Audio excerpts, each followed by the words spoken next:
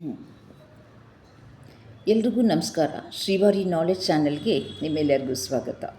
ರಾಘವೇಂದ್ರ ಸ್ವಾಮಿಗಳದ್ದು ಒಂದೊಂದು ಮಹಾತ್ಮೆಯ ಕಥೆಗಳನ್ನು ಕೇಳ್ತಾ ಇದ್ದರೆ ಓದ್ತಾ ಇದ್ದರೆ ಭಾಳ ಸಂತೋಷ ಆಗುತ್ತೆ. ಮನುಷ್ಯ ಆಗಿ ಹುಟ್ಟಿದ್ದಕ್ಕೆ ಸಾರ್ಥಕ ಅಂತ ಕಾಣಿಸುತ್ತೆ. ಮನುಷ್ಯ ಜನ್ಮ ಪಡಿಬೇಕಾದ್ರೆ ಎಷ್ಟೋ ಪುಣ್ಯ ಮಾಡಿರಬೇಕಂತೆ.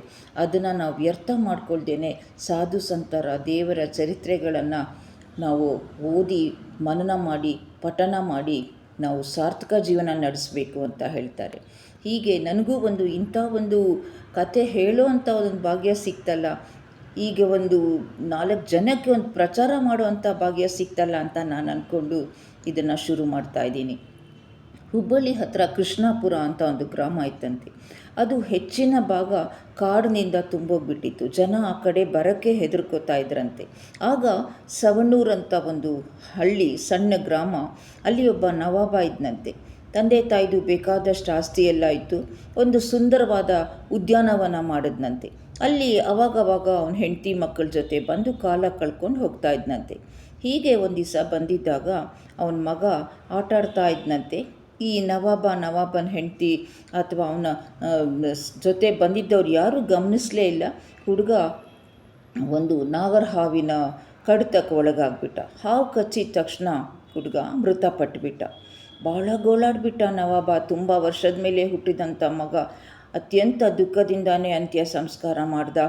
ತುಂಬ ವ್ಯಥೆ ಆಗಿಬಿಟ್ಟಿತ್ತು. ನಾನು ಯಾಕಾದರೆ ಈ ಉದ್ಯಾನವನ ಕಟ್ಟಿಸ್ದೆ, ಇಲ್ಲಿ ಯಾತಕ್ಕೆ ನಾನು ಬರ್ತಿದ್ದೆ ಅಂತ ಅಷ್ಟು ದುಃಖ ಪಟ್ಕೊಂಡ.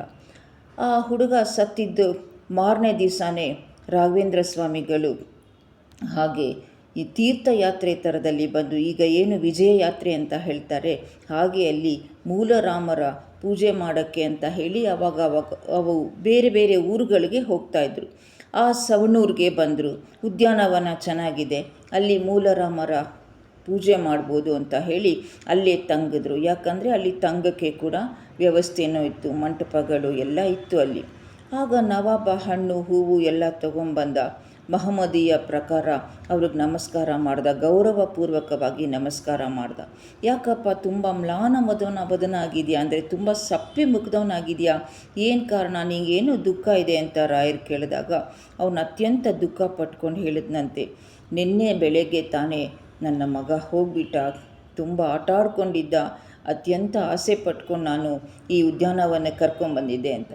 ರಾಯರು ಹೇಳಿದ್ರಂತೆ, ಇನ್ನೂ ಕಾಲ ಮಿಂಚಿಲ್ಲ, ಅವನನ್ನು ಕರ್ಕೊಂಡು ಬಾ, ಗೋರಿಯಿಂದ ಶವ ತೆಗಿ ಅಂತ.